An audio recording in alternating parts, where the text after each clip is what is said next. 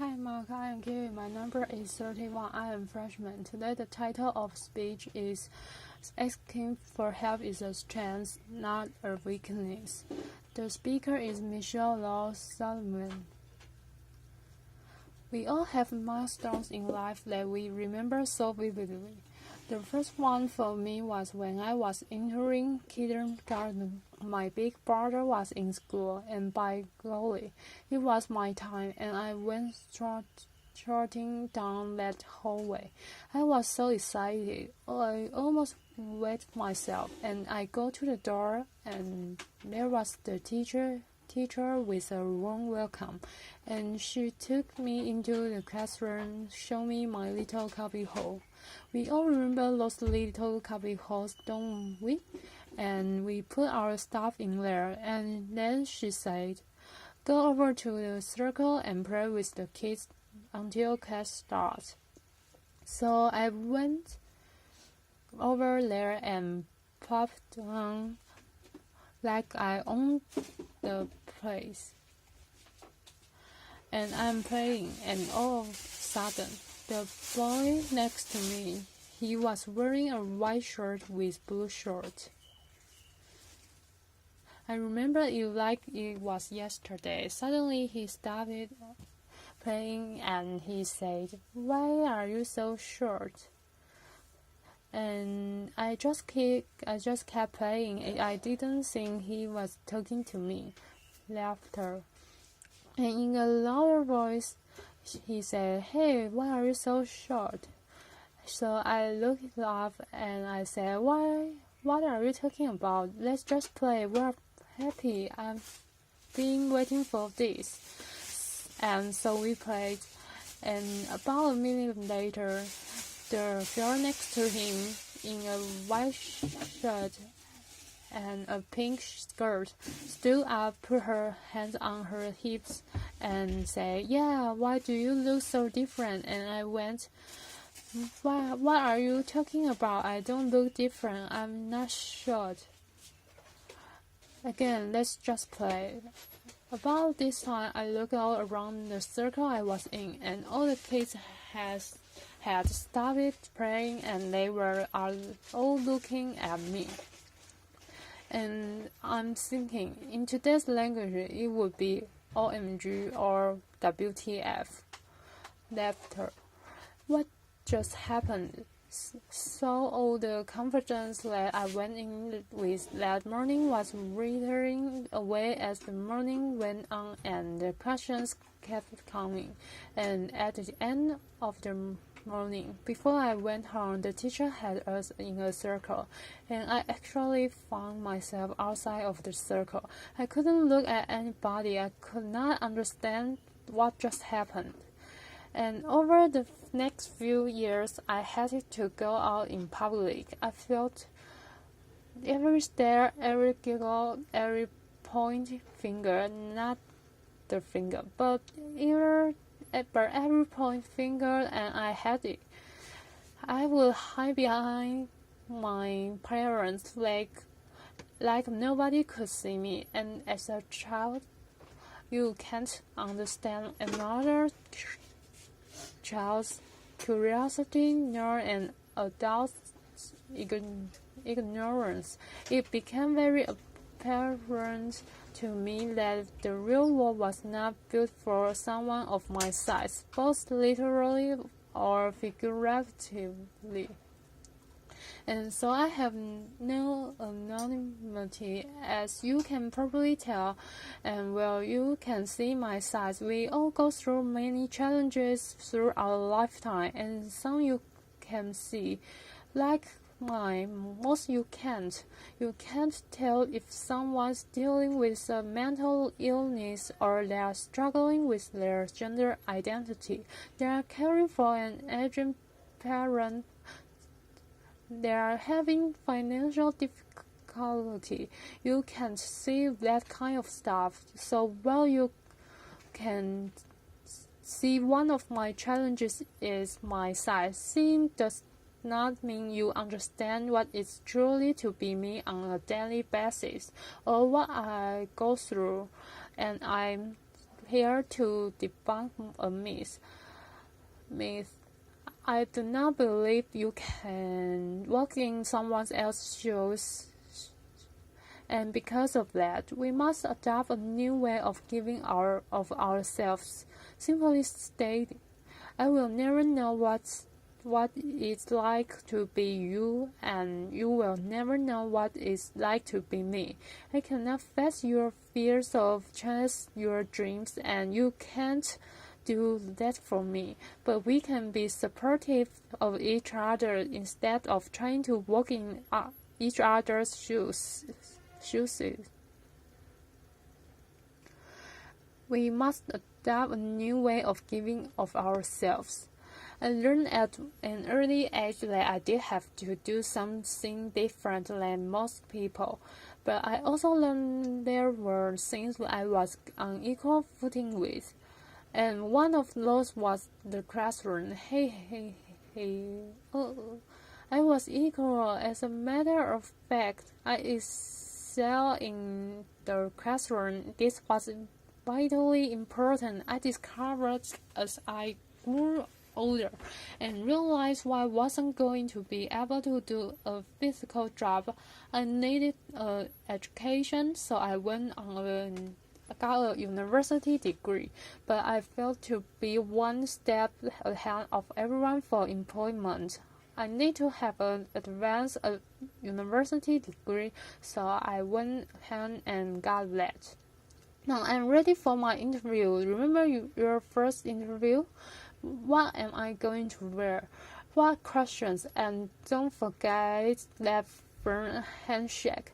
I was right there with you. So 24 hours before my interview, a friend of mine who I have known all my life called and said, "Michelle, the building you are going in has steps," and she knew I couldn't climb steps.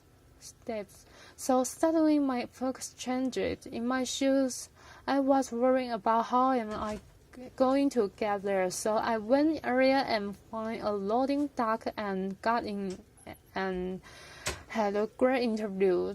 They had no idea what I went through for the day, and that's okay. You are probably thinking my greatest challenge that day was the interview or getting in the building. In reality, my biggest challenge that day was getting through the loading dock without getting run over. I am very vulnerable in certain situations: airports, hallways, parking lots, loading docks, and so I have to be very careful. I have to anticipate and be flexible and move as quickly as I can sometimes. So I got the jobs, and in my current role I travel quite a bit, and travel is a challenge for all of us these days, and so you probably get to the airport, run through security, get to the gate. Did I get my aisle seat or my window seat? Did I get my upgrade? Me, first of all, I don't run through anything left, and I especially don't run through the TSA because I get to the experience the personal pat down. I won't comment on that, and then I make my way to the gate, and with my gift of gab that my parents say I was born with, I talk to the gate angel, and then I say, "By the way, my scooter weighs this much. I have a dry cell battery, and I can drive it down to the door of the plane." Also, the day before, I had called the city where I'm traveling to find out where I could rent a scooter in case mine gets broken on the way. So in my shoes, it's a little bit different. When I get onto the plane, I use my gift of gab to ask the lady to put my bag up, and they graciously do. I try not to eat or drink on a plane because I don't want to have to get out and walk on the plane, but nature has its own schedule, and not long ago it knocked and I answered. So I walked up to the front of the plane and gave it with the flight attendant and said, "Can you watch the door? I can't reach the lock." So I'm in there doing my business, and the door flies open, and there's a gentleman there with a look of horror on his face. I'm sure I had the same look as I came out. I noticed that he was sitting right across from me, and he's in total, complete embarrassment. So I walked up to him and I quickly go, "Are you going to remember this as much as I am?" Left her, and he goes, "I think so," left her. Now, well, he's probably not talking about it publicly. I am, left her, but we talked for the rest of the flight, and we got to know each other, our families, sports work. And when we landed, he said, "Michelle, I noticed someone put your bag up. Can I get that for you?" And I said, "Of course, thank you." And we wished each other well. And the most important thing that day was that he was not going to live with that embarrassment. The experience of embarrassment, he won't forget it. And neither will I. But I think he will remember more our chat and our different perspectives. When you travel internationally, it can be even more challenging in certain ways. A few years ago, I was in Zanzibar, and I come wheeling in and think about that short, white, blonde woman in a chair. That doesn't probably happen every day, so I go up and with my gift of gab, I start to talking the agent so friendly, and I ask about their culture and so forth. And I noticed there wasn't a jet bridge, so I had to kind of say, "Not only do you have to lift my chair, I could use some help getting up the steps." So we got to spend about an hour together while we waited for their flight, and it was the most magnificent hour. Our perspective changed for both of us that day, and once I got on the flight, he patted me on the back and wishes me well, and I thanked him so much. And again, I think he's going to remember that experience more than when I first came in, and there was a bit of hesitation.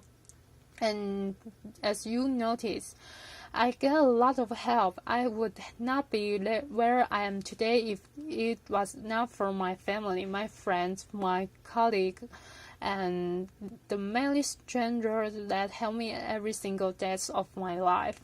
And it's important that we all have a supporting system. Asking for help is a strength, not a weakness, a pause. We all need help throughout our lifetime, but it's just as important that we are part of other people's support systems. We must adopt that way of giving back. We all obviously have a role to play in our own successes, but think about the role we have to play in other people's successes, just like people do for me every single day.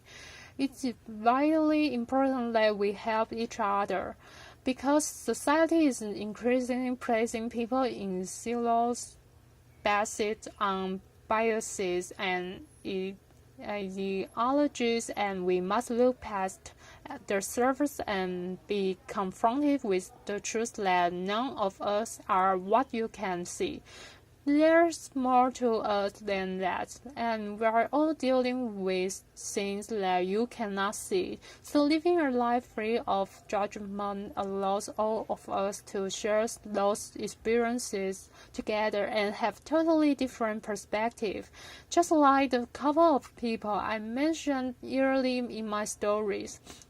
So remember, the only shoes you truly can walk in are your own. I cannot walk in yours. I know you can't walk in my size once. Left her. But you can try, but we can do something better than that. With compassion, courage, and understanding, we can walk side by side and support one another and think about how society can change if we all do that instead of judging on only what you can see. Thank you. Applause. Thank you.